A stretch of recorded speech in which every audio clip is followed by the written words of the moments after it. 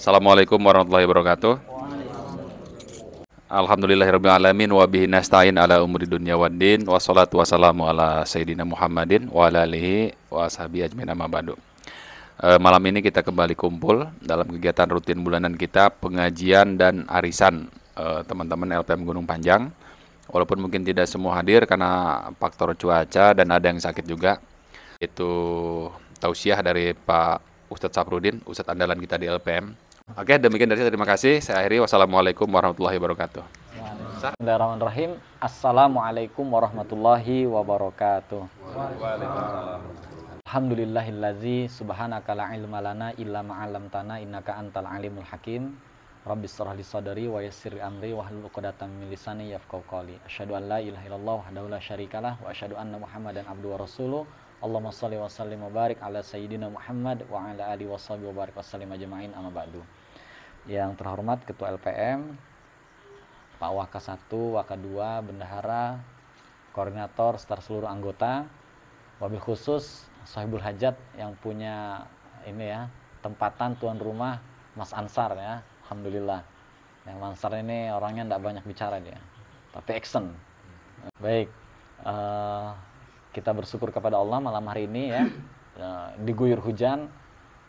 Hujan itu adalah rahmat Allah yang menyuburkan tanah, tanaman gitu ya. Saya baru tadi pagi itu mendengar ceramahnya Gus Baha ya. Pasti kenal ya kalau Gus Baha ya. Gus Baha, kata beliau, kata Gus Baha, prinya itu air itu kan kalau dikasih apa? Tanah itu kalau dikasih air kan dia menyerap gitu kan. Habis gitu kan. Sementara lapisan tanah ini di bawah itu adalah magma. Nah, harusnya logikanya air itu enggak ada gitu. Tapi Allah itu menciptakan dengan timbangan Allah gitu ya. Artinya apa yang dikehendaki Allah itulah sesuai dengan kebutuhan manusia hidup di muka bumi. Makanya kalau pernah saya sampaikan waktu di At-Taubah, jadi Allah itu menciptakan bumi ini sebenarnya itu sudah dicukupkan rezeki di bumi ini untuk seluruh umat manusia mulai dari zaman Nabi Adam sampai hari kiamat itu dicukupkan. Jadi manusia yang hidup dari zaman Nabi Adam, dari sebelum Masehi sampai nanti hari kiamat, bumi ini itu dicukupkan sudah untuk kebutuhan umat manusia. Tapi bumi yang luas ini tidak akan pernah cukup untuk memenuhi kemauan satu orang yang rakus. Kayak gitu. Nah, jadi makanya luar biasa ya, Allah menurunkan rahmatnya berupa hujan dan kita tidak menjadikan itu sebagai keluh kesah. Nah, alhamdulillah gitu kan. Saya alhamdulillah jadi bisa ketemu Pak Haji, berjemputan kami sama Pak Rahman tadi. Nah, ini blok sana gitu kan. Blok durian. Tadi kalau ada Pak Anwar, kami jemput juga Pak Anwar. Gitu ya. Ya, baik. Bapak Ibu sekalian rahmati Allah Subhanahu wa taala. Ada ibunya di belakang ya? Oh iya, alhamdulillah. Ya. Dalam ayat Al-Qur'an disebutkan Allah Subhanahu wa taala berfirman, "Ya ayuhan nasu ubudu rabbakumul ladzi khalaqakum wal ladzina min qablikum la'allakum tattaqun." Hai manusia, sembahlah Tuhanmu yang telah menciptakanmu dan orang-orang yang sebelummu agar kamu bertakwa.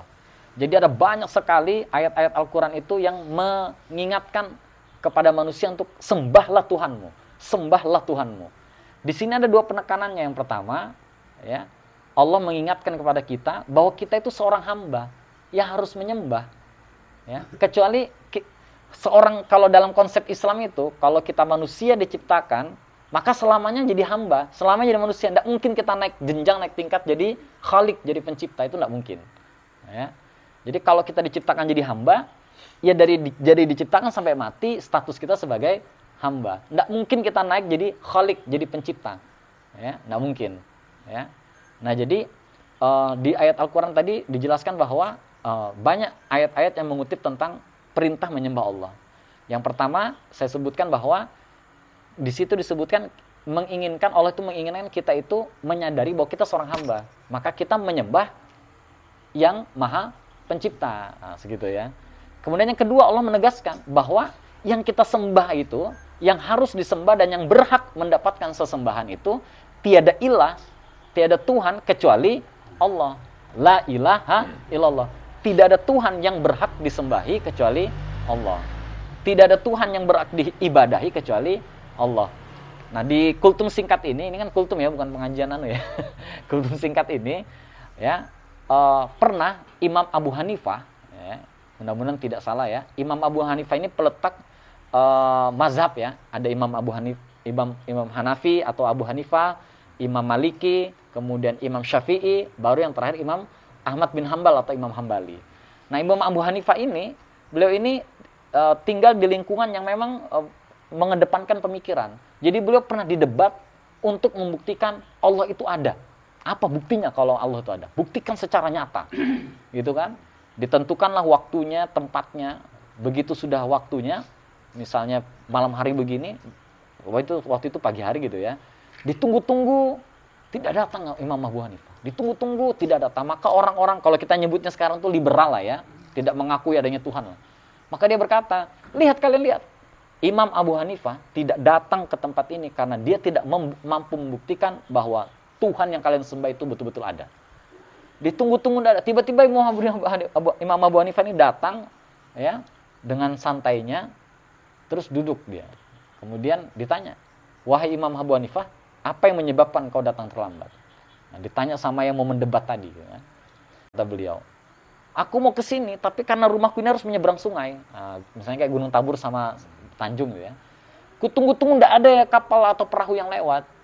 Tiba-tiba, semua orang mendengarkan ini. Karena yang mau nonton debat ini banyak. Tiba-tiba katanya, pohon itu tumbang. Langsung terbelah dahan-dahannya itu. Tinggal batang gelondongan gitu ya. Tiba-tiba, terbelah dia menjadi dua. Kemudian tiba-tiba, berlubang sendiri di tengahnya. Maka aku naik di situ. Maka dia langsung mengantarkanku ke seberang, barulah aku sampai ke sini. Maka pasti bapak-bapak tidak percaya. Nah, saya pun tidak percaya. Ya. Jangan langsung percaya kalau ada yang aneh-aneh kayak gini. Maka pendebatnya tadi mengkeritkan dahinya, tidak percaya. Apa yang kau ucapkan ini wahai Abu Hanifah? Tidak mungkin tiba-tiba batang pohon besar itu tumbang sendiri, kemudian dahannya kemudian terpenggal, kemudian terbelah dua, pohon itu kemudian batangnya itu kemudian mengkeroak sendiri gitu ya. Kamu naik tiba-tiba bisa melawan arus begitu kan, nyebrang. Apa maksudmu ini? Nah, sudah selesai debat kita katanya. Tidak perlu lagi ada yang diperdebatkan. Kalian paham tidak apa maksudnya tadi? Artinya hal yang sepele begini saja dia tidak percaya. Bagaimana mungkin langit dan bumi yang Allah ciptakan ini bisa jalan sendiri tanpa ada penciptanya gitu loh katanya. Selesai, maka yang pendebat tadi merasa malu. Dipermalukan oleh Imam Abu Hanifah di hadapan umum. Seperti itu ya. Jadi ini menegaskan bahwa Allah yang berhak disembah itu memang betul-betul ada gitu. Ya. Kalau tidak percaya, cobalah mati. Nanti kabari kami, ada enggak azab kubur? Ada enggak malaikat mungkar nakir gitu kan? Seperti itu. Karena sejatinya Allah itu menciptakan makhluk itu ada manusia. Manusia ini kita kadang mengedepankan jasad fisik kita. Ini kan cuma fisik kita ini yang kita, ini ada yang pembesar, pengurus, petinggi, ya kan? Nah seperti itu kan. Kalau Julak ini dihormati, semua yang melihat beliau itu selalu tunduk dengan beliau. Gitu kan? Kalau Panzis nantang, kalau beliau nih pembesar, ya kan? Kalau saya pengurus, sesuai bodinya. Ini cuma jasad kita. Jasad ini nanti kalau kita mati semua dikubur selesai. Tapi ruh, makanya ruh kita ini, makanya Allah menciptakan itu jin tanpa jasad. Malaikat itu tanpa jasad. Ya kan? Manusia ini yang mati ini cuma jasadnya. Ruhnya itu tetap hidup. Makanya kita sering berdoa untuk orang tua kita yang sudah meninggal. Kenapa? Karena doa dari anak itu diperlukan sekali buat si mayit. Khususnya buat orang tua. Karena itulah yang membuat dia mendapatkan rahmat di sisi Allah Subhanahu wa taala. Nah, ruhnya itu gitu ya. Nah, jadi ini cuma jasad aja, kita mati, kubur, semuanya pasti mati. Makanya disebutkan dalam ayat Al-Qur'an, para syuhada itu dia tidak mati gitu. Dia tetap mendapatkan rahmat di sisi Allah Subhanahu wa taala. Karena kita bicaranya itu ruh. Itu cuma jasad saja yang dikubur itu gitu kan. Nah, pernah ada seorang pemuda, kita ingin buktikan lagi ya bahwa Allah itu memang betul-betul ada gitu kan. Makanya ada bab yang menyebutkan ma'rifatullah. Ma'rifatullah itu mengenal Allah. Ya. Jadi yang kita kenal, cara mengenal Allah itu bukan melihat seperti apa bentuk Allah, tapi kita mengenal dari sifat-sifatnya, ya, dari kekuasaannya, dari ayat-ayat kauliyah dan kauniyah, ayat-ayat dalam Al-Quran maupun ayat-ayat yang tersirat di alam semesta ini. Ya, pertama dia itu jalan, dia mengejek semangka ini besarnya, tapi tidak ada pohonnya gitu ya. Tidak serius banget ini Tuhan menciptakan semangka katanya. Rupanya begitu dia lelah, dia istirahat di bawah pohon beringin, dia kejatuh tak.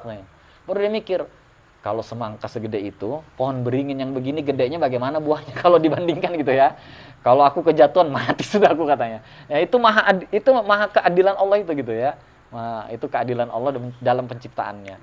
Nah, begitu juga ada kisah seorang pemuda. Jadi begitu dia pulang dari pendidikan di luar negeri, dia pulang ke Indonesia, mulailah pemikirannya ini karena jadi ternyata di Eropa, di Amerika itu banyak orang tidak percaya Tuhan, tidak punya agama. Tidak punya agama. Makanya jujur saja ini banyak di sana tempat-tempat ibadah non muslim itu sepi, bahkan dijual, dijadikan swalayan, dijadikan masjid, dijadikan apa namanya itu ya tempat hiburan seperti itu gitu ya. Karena banyak yang enggak beragama gitu ya. Nah, seperti itu. Jadi begitu dia pulang, dia melain-lain pemikirannya. Maka dia bertanya sama orang tuanya, carikan saya ustadz katanya yang bisa menjawab pertanyaan saya. Datanglah seorang ustadz, dia punya 3 pertanyaan. Nah, kita dengarkan, kita simak 3 pertanyaan ini. Katanya, yang pertama katanya, Pak Ustadz, saya mau bertanya. Tunjukkan kepada saya kalau Allah itu memang ada. Apa buktinya kalau Allah itu ada? Berikan saya bukti yang konkret katanya. Nggak usah katakan dia menciptakan, itu enggak bagi saya katanya. Yang kedua, buktikan kalau takdir itu memang ada katanya. Saya enggak percaya takdir. Nah, ini pertanyaan ketiga ya. Yang keduanya adalah katanya iblis itu diciptakan dari api. Sementara Allah akan mengazab dia ke neraka. Neraka itu isinya api. Lah ini api ketemu api, ya tambah jadi dong katanya kan. Bagaimana penjelasannya Pak Ustadz? Rupanya Ustadz itu memberikan penjelasan. Tiba-tiba ditamparnya anak muda itu. Ditamparnya, dak gitu kan. Ditampar, Pak Ustadz, kalau nggak bisa jawab, nggak usah tampar saya katanya. Loh itu jawaban katanya. Kok jangan emosi dulu, itu jawaban katanya. Jawabannya gimana Pak Ustadz katanya kan? Tadi kan kamu nanya, buktikan kalau Allah itu ada katanya kan. Oke, kita lanjutkan. Jadi ditampar gitu. Kata ustadznya, 1 tamparan ini untuk jawaban untuk 3 pertanyaanmu sekaligus katanya. Jadi rupanya tamparan 1 itu untuk 3 jawaban sekaligus. Oke baik, kalau gitu saya dengarkan, jelaskan Pak Ustadz. Tadi waktu saya tampar katanya, apa rasanya? Sakit. Nggak percaya kalau sakitnya. Buktikan mana sakitnya katanya. Ya sakit ini. Coba saya tampar lagi katanya. Jangan katanya. Tapi sakit. Sekarang coba berikan bukti kepada saya mana sakit itu katanya. Ya sakit itu bisa kita rasakan katanya kan. Nah kata ustadznya, Allah itu kita tidak punya kemampuan untuk melihat. Musa saja ketika ingin melihat Allah, Allah tampakkan cahayanya, maka bukit itu kemudian hancur gitu kan. Musa pun pingsan. Nah, apalagi kita manusia biasa, kita tidak mampu melihat Allah. Tapi kita bisa merasakan keberadaan Allah. Ya, di sisi lain ketika kita susah, kita dapat musibah, dapat bencana, kita punya harapan kepada Sang Penolong. Nah, dialah Allah katanya. Manggut-manggut pemuda itu. Baik, yang kemudian apa lagi Pak Ustadz? Jelaskan kepada saya tentang iblis tadi katanya kan. Waktu saya pukul, tadi sakit kan? Sakit katanya. Kena apamu? Pipi saya. Yang mukul tadi apa? Tangannya Pak Ustadz. Ini apa ini? Kulit. Ini apa? Kulit. Sakit. Nah kira-kira itu iblis kalau disiksa di neraka sakit nggak katanya? Ini kan kulit ketemu kulit sakit nih. Ya kan? Nah sekarang iblis itu katanya diciptakan dari api. Kalau dia disiksa di api neraka sakit nggak katanya? Kalau nggak kau percaya, ku pukul kan? Ini kan kulit ketemu kulit katanya kan? Sakit kan? Iya sakit Pak Ustadz katanya. Daripada kena tempeleng lagi sekali, paksa bilang sakit. Nah, yang ketiga katanya, kau tidak percaya takdir kan? Ya. Kau mungkin kalau kau sudah ini katanya, kalau kau tahu bahwa kau ketemu ustadz dengan jawaban ditempeleng, pasti kau tidak mau ketemu saya katanya. Sementara ini takdirmu sudah ketemu sama saya, kena tempeleng ini katanya. Nah, kau kena tempeleng tadi itu takdirmu sudah katanya. Nah, terpaksa jadi anak muda itu kemudian memahami lah, artinya bahwa ustadz itu menjelaskan dengan gayanya bahwa ya memang Tuhan itu memang ada gitu kan. Kita tidak mungkin, bahkan saya lupa itu ya, petingginya komunis itu ketika dia ada melihat atraksi pesawat, itu bisa kita lihat di YouTube ya, pesawat itu kemudian mau jatuh, mau menabrak tribun tempat dia nonton pesawat atraksi itu, dia kemudian ini menyebut nama Tuhan ya. Lindungi kami katanya, seperti itu ya kira-kira. Jadi ternyata dia juga dalam keadaan terjepit itu dia butuh Tuhan ya. kita mungkin pada saat di pesawat lah ya, ketika terjadi turbulensi misalnya kan, terjadinya tekanan udara yang kuat atau berbeda dari satu tempat, gitu kan, pasti kita Allahu Akbar. Atau misalnya pada saat terjadi gangguan lah ya, saya pernah naik pesawat itu, tiba-tiba pendinginnya itu mati, jadi satu pesawat ini keringetan kita. Itu kita sudah, ini mesin mati atau gimana ini, ya Allah, sudah bertasbih terus pokoknya, zikir terus sudah. Ya, kenapa? Karena dalam keadaan itu siapa yang nolong kita gitu loh? Siapa yang nolong kita di atas pesawat tinggi begitu gitu ya? Kita kadang melihat ke bawah kecil, padahal orang di bawah melihat kita kecil juga di pesawat itu gitu loh. Tinggal mana sisi melihatnya gitu kan. Nah, jadi mungkin di kultum yang singkat kepanjangan ini, mudah-mudahan kita bisa mengambil hikmah bahwa kita ini adalah seorang hamba dan Allah telah mengingatkan kita untuk menyembah kepadanya. Nah, dan setiap kita akan mempertanggungjawabkan kehidupan kita yang singkat cuma 60-70 tahun itu pun kalau umur panjang itu ya. Almarhum Bapak berapa tahun Pak? 85, barakallah. Memang orang dahulu ya panjang-panjang ya. Mungkin karena itu enggak punya utang apa gitu ya. Panjang umurnya orang dulu ya, memang ya, barakallah ya. Nah baik, kita mendoakan mudah-mudahan almarhum orang tua dari Pak Wakasatu, Pak Marsudi, Allah berikan rahmat di sisinya, dilapangkan kuburnya, ya, senantiasa mendapatkan ampunan di sisi Allah Subhanahu Wa Taala, diterima segala amal-amal dan ibadah-ibadah beliau di sisi Allah, dan mudah-mudahan timbangan amalnya lebih berat, kemudian punya keturunan, anak-anak, cucu yang soleh dan solehah, yang mendoakan beliau sehingga menjadi rahmat di sisi Allah Subhanahu Wa Taala bagi beliau. Kita sama-sama membacakan Al-Fatihah. Al-Fatihah. A'udzubillahi minasyaitonirrajim. Bismillahirrahmanirrahim. Alhamdulillahirabbil alamin, arrahmanirrahim, maliki yaumiddin. Iyyaka na'budu wa iyyaka nasta'in. Ihdinas siratal mustaqim, siratal ladzina an'amta 'alaihim ghairil maghdubi 'alaihim waladdallin. Mudah-mudahan kita ikhlaskan bacaan tersebut, kita hadiahkan untuk almarhum ya. Dan kita yakini mudah-mudahan meringankan dan menambah kebaikan beliau di sisi Allah Subhanahu Wa Taala. Amin ya rabbal alamin. Demikian, assalamualaikum warahmatullahi wabarakatuh.